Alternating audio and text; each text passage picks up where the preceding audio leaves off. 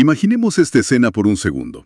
Hay disturbios en la calle, vuelan piedras, el caos es total, digamos. Sí, una pesadilla logística. Totalmente. Y los gritos no dejan escuchar las radios. Un oficial de seguridad, en medio de todo eso, tiene una fracción de segundo para decidir si desenfunda su arma, si avanza o si retrocede. Ajá. Y bueno, la mayoría de la gente al ver eso desde afuera pensaría que en ese preciso instante lo único que realmente salva vidas es el instinto puro, ¿no? Esa escuela de la calle que se forja a base de puros golpes y reflejos. Claro, la intuición. Exacto. Pero, ¿y si los datos nos dijeran que depender solamente de ese instinto es de hecho el camino más rápido hacia una tragedia institucional? Es una imagen poderosísima para empezar, la verdad, porque choca de frente con nuestra cultura popular.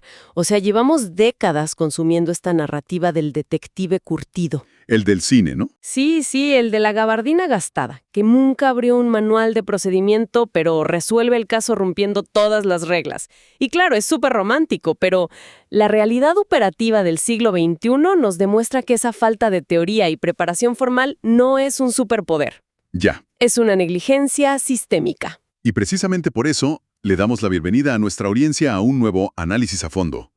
Hoy vamos a desmantelar ese mito gigantesco de que la experiencia lo es todo para ser un buen jefe.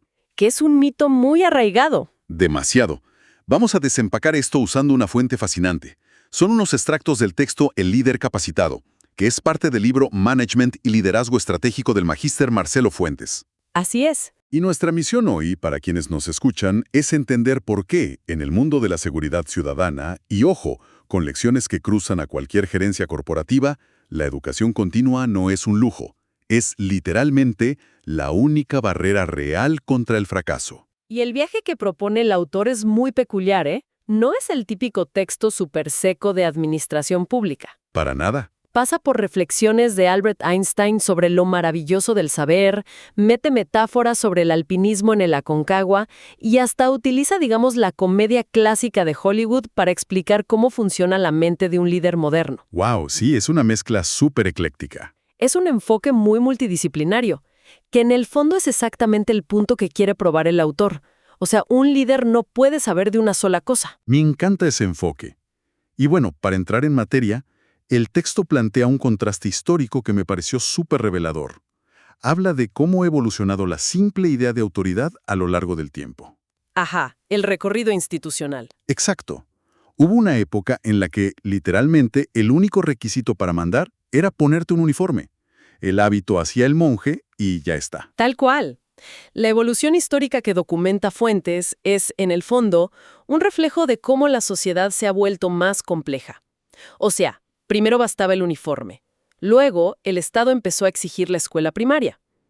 Pasaron un par de décadas y, bueno, el estándar subió a la secundaria completa. Sí. Pero hoy en día, las demandas sociales han escalado de una forma tan brutal que poner a alguien al frente de una institución pública sin grados universitarios o posgrados es, sinceramente, casi suicida. Pero a ver, me imagino que ese cambio de paradigma no se dio de la noche a la mañana, ni sin peleas internas, ¿verdad? El autor menciona algo sobre un colectivo imaginario.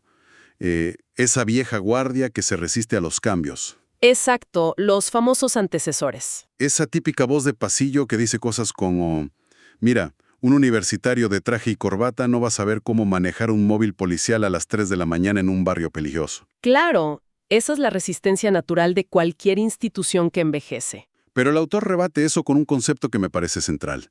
Dice que el policía moderno, o en realidad cualquier líder en una crisis, debe ser un profesional de la disfunción. ¿Un profesional de la disfunción? ¡Qué buen término! Es buenísimo. Su trabajo no es solo atrapar a un delincuente. Su trabajo es llegar a una sociedad que ya está rota, a un conflicto que ya escaló, y solucionarlo sin agravar la crisis. Ajá. Y aquí cita a Moisés Ruiz en un texto de 2008 que hace una advertencia clave. Dice que la sociedad civil, los nuevos grupos sociales, están inmensamente preparados a nivel universitario.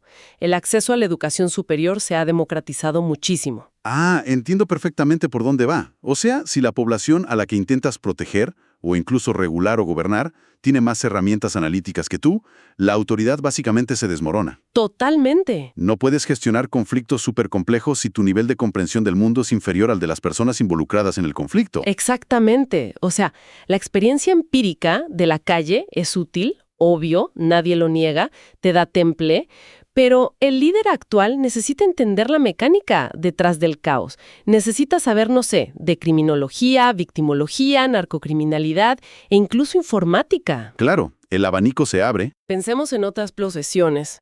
A nadie se le ocurriría ir a un cirujano que se graduó hace 20 años y que se jacta de no haber leído un solo artículo médico desde entonces, argumentando que la experiencia en el quirófano lo es todo. Digamos, la medicina avanza. Lógico.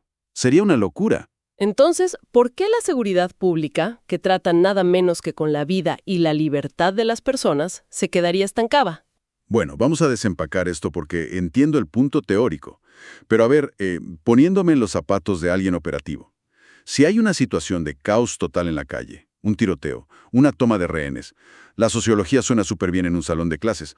Pero en ese segundo, lo que te salva es la memoria muscular, ¿no? La escuela de la vida. Lo fascinante aquí es que la teoría es precisamente lo que entrena esa memoria muscular para no cometer un error fatal. Ah, sí. ¿Cómo así? Claro, el texto no dice que saques un manual de texto en medio del tiroteo. Lo que dice es que la educación previa cambia por completo cómo procesas ese caos. Y Fuentes da un ejemplo clarísimo con la victimización secundaria. A ver, cuéntame un poco de eso. Imagina un oficial muy experimentado, súper valiente en la calle, pero sin formación en psicología o victimología. Llega a una escena donde hubo violencia extrema. Sus instintos de la calle le dicen que interrogue rápido para atrapar al culpable, ¿no? Tiene sentido desde la urgencia. Exacto, pero sus preguntas bruscas, su falta de tacto, la presión que ejerce, terminan retraumatizando a la víctima a tal punto que la persona luego se niega a testificar en el juicio. Wow. Entonces, el oficial tal vez resolvió la crisis inmediata, pero destruyó el procedimiento judicial por falta de conocimiento técnico. Ah, ya veo. O sea, la experiencia te hace actuar súper rápido, pero sin la educación puedes estar actuando rápido yéndote directo al precipicio. Exacto. Y creando un daño institucional enorme. Pasa lo mismo, por ejemplo, con la preservación de la escena del crimen. Uy, sí, me imagino. Un policía puramente empírico entra, pisa donde no debe, simplemente por ayudar a alguien, y contamina la evidencia genética que hubiera resuelto todo un caso de homicidio. El conocimiento técnico formal es lo que hace que tu margen de error táctico sea muchísimo menor. Te da como un radar interno antes de reaccionar por puro impulso. Totalmente. Y fíjate que ese concepto del margen de error nos lleva súper bien a la parte sistémica del problema. Porque cuando estos errores de un segundo se acumulan en cientos de personas, el daño ya no es solo un mal procedimiento de un oficial, es un desastre para todo el sistema. Es un fracaso estructural. Exacto. Y el autor menciona la clásica metáfora del iceberg, ¿no? Donde vemos la falta de capacitación en la calle como la punta visible. Pero el peligro masivo y real está ahí, oculto bajo la línea de flotación. Las decisiones de fracciones de segundo, iniciar una persecución, sacar el arma, todo eso. Sí, implicancias de vida o muerte. Pero, para ser 100% honesto, la metáfora que a mí realmente me hizo detener la lectura fue la que usa sobre la madera. Ah, la regla del carpintero. Sí, me pareció mucho más aterrizada para explicar esto del ingreso de los recursos humanos. Entonces, ¿qué significa todo esto de la madera? Bueno, Fuentes plantea el problema del input y el output. Él argumenta que tratar de inflar las filas policiales, bajar las exigencias de ingreso solo para tener más personal rápido en la calle es un error garrafal, y lo compara con fabricar muebles. Es genial. O sea, dice que si tu materia prima, el input, es madera que no está bien estacionada, que es de mala calidad, no importa lo que hagas después. Exacto. Puedes contratar al mejor ebanista o carpintero del mundo, tener la mejor fábrica, que el mueble final, el output, jamás será de alta gama. Se va a curvar, se va a romper. No hay magia que arregle una mala selección inicial. Y si llevamos esto a quienes nos escuchan, digamos en el sector privado, es idéntico. O sea, es impensable que una empresa le entregue su administración financiera a alguien sin capacidad demostrada. Pero en la seguridad pública parece que a veces entregamos el mando de miles de efectivos a personas solo porque pasaron los años, porque pasaron tiempo en la silla. Si conectamos esto con el panorama general, es justamente por eso que el texto de Fuentes exige topes jerárquicos que estén basados estrictamente en la educación formal, no solo en los años de servicio. Hablando de eso, propone una estructura súper rígida, ¿verdad? Sí, muy específica. Dice que, por ejemplo, para ser un ayudante, la base debería ser una tecnicatura. Para llegar a subcomisario necesitas sí o sí una licenciatura y para comisario inspector un posgrado. Claro, porque las responsabilidades cambian por completo a ese nivel. Ya no estás corriendo en la calle. Exacto. Un comisario inspector está manejando presupuestos enormes, haciendo análisis estadístico, cruzando datos de criminalidad. Si no tienes formación académica, por más valiente que seas, no puedes gestionar eso. El autor, de hecho, cita a John Maxwell con una frase lapidaria. Dice, si desea dirigir, tiene que aprender. Si desea dirigir, tiene que aprender. Simple y directo. Pero aquí es donde se pone realmente interesante la lectura, porque el liderazgo y este aprendizaje, según Fuentes, no es solo saber cómo cuadrar el presupuesto o evitar un disparo accidental. No, va mucho más allá. El texto da un giro hacia la cultura general. Dice que también requiere navegar las complejas aguas de la sociedad civil. Y para explicar esta necesidad de cultura en los jefes, usa una película de comedia. Sí, es una comparación brillante, de verdad. Recurre a la película La fiesta inolvidable, o The Party, la cinta de 1968 dirigida por Blake Edwards. Con Peter Sellers, ¿no? Exactamente, protagonizada por Peter Sellers. Yo tengo que confesar que no he visto la película, pero el resumen del autor me dio mucha risa. O sea, ¿cómo conecta una comedia de enredos con la dirección de una fuerza policial? Bueno, en la película, el personaje de Peter Sellers es un actor extranjero que termina invitado por error a una fiesta súper exclusiva de la alta sociedad de Hollywood. Y toda la trama gira en torno a lo fuera del lugar que está en ese ambiente. Es como un elefante en una cristalería, digamos. Tal cual. El tipo está ahí, observa todo su entorno, pero no puede comunicarse, no entiende los códigos. Y eso le genera unos bochornos y unos accidentes terribles. Claro. Entonces Fuentes usa esto para ilustrar la tragedia de un jefe de seguridad sin cultura general. Imagina a un líder de la policía en una velada de gala o en una reunión de alto nivel con empresarios políticos o académicos. Claro. Si no tiene bagaje cultural, siente un rechazo interno. Exacto. Siente una falta de confianza enorme porque no puede sostener una conversación de altura. Se aísla, tal como Peter Sellers en la película, y el sistema, la sociedad, termina rechazándolo porque no sabe interactuar. Pero, a ver, voy a ser de abogado del diablo un segundo. Yo me imagino a mucha gente de la audiencia pensando, ¿y por qué un jefe de seguridad necesita ir a las cenas de gala o hablar con empresarios? O sea, ¿su trabajo no es atrapar a los malos en la calle? Es que el management en seguridad es, en su núcleo, gestión social. Ajá. El líder no se puede esconder detrás de un uniforme y una jerarquía para evadir dar explicaciones. Necesita recursos, necesita coordinar con políticos, necesita el apoyo de los líderes de la ciudad. Si se aísla por vergüenza o falta de cultura, la institución entera pierde poder y recursos. Tiene muchísimo sentido. Pero, ojo, esta necesidad de sociología y empatía no solo aplica hacia arriba en la escala social, en las cenas de gala. Ah, no. No, aplica también hacia abajo, hacia la ciudadanía. Y diría que es aún más importante ahí. ¿Por qué? Porque necesitan entender, por ejemplo, las tribus urbanas, las zonas que el texto llama marginadas o deprivadas. Tienen que poder entender a los vecinos de a pie, que son los que más demandan seguridad en el día a día. Si el líder no comprende la sociología de un barrio conflictivo, su única respuesta va a ser la represión ciega, sin entender el problema de fondo. Uf. Y eso solo apaga el incendio por un rato, pero deja el gas abierto, por así decirlo. Exactamente. Ahora, si esta educación integral es la clave para no ser, digamos, un Peter Sellers institucional y no chocar contra el iceberg, ¿por qué hay tanta resistencia interna a capacitarse? Por las excusas de siempre.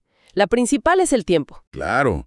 El clásico no tengo tiempo, la calle me consume. Sí, pero Fuentes es súper crítico con esto.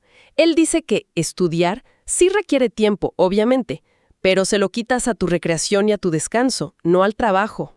¡Auch! Eso duele. Duele porque es verdad.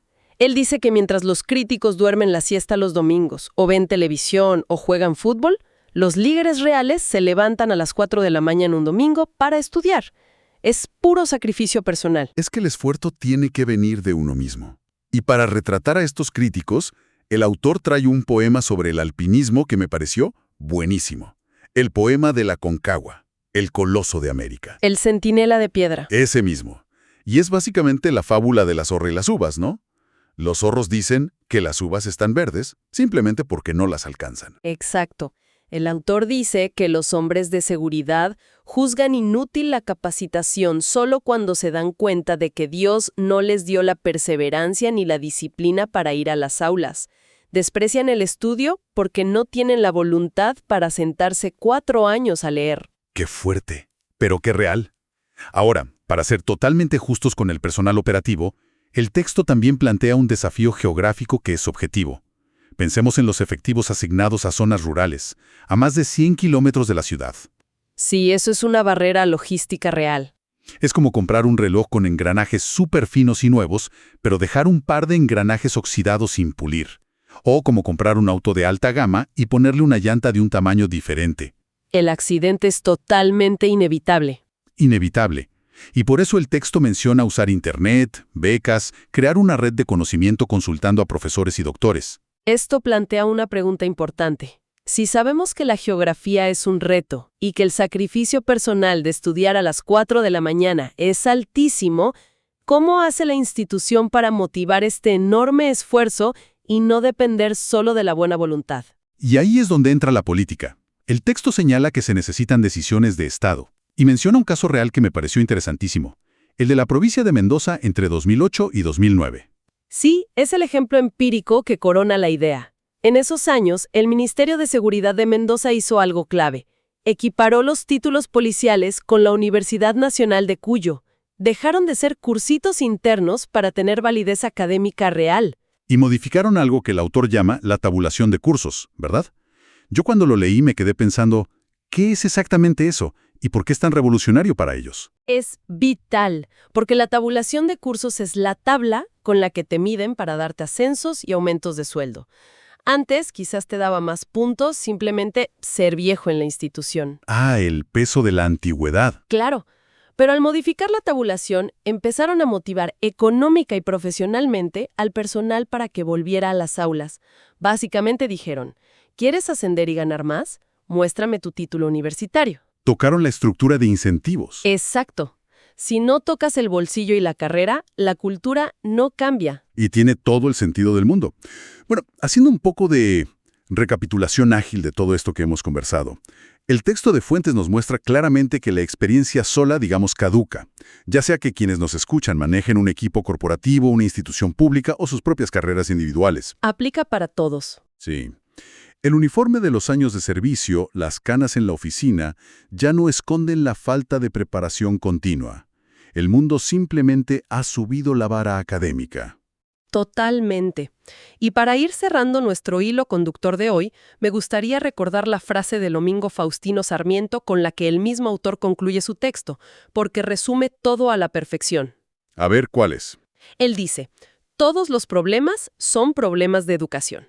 Todos los problemas son problemas de educación. ¡Qué frase tan certera! Y bueno, me gustaría despedir este análisis a fondo, dejando a nuestra audiencia con una reflexión final. Algo que me surgió leyendo la fuente. Adelante. Si comprendimos hoy que bajar los requisitos de entrada en un tema como la seguridad crea este iceberg invisible de incompetencia con consecuencias literales de vida o muerte, la pregunta es, ¿en qué otros pilares críticos de nuestra sociedad actual estamos aceptando en silencio madera de mala calidad solo para aparentar que construimos muebles más rápido? Es una gran pregunta. Pensemos en la educación pública, en nuestro sistema de salud o incluso en la política misma. ¿Estamos exigiendo líderes capacitados o nos estamos conformando con el instinto y el uniforme en esos campos también? Se los dejamos para pensarlo. Muchas gracias por acompañarnos y nos vemos en la próxima exploración.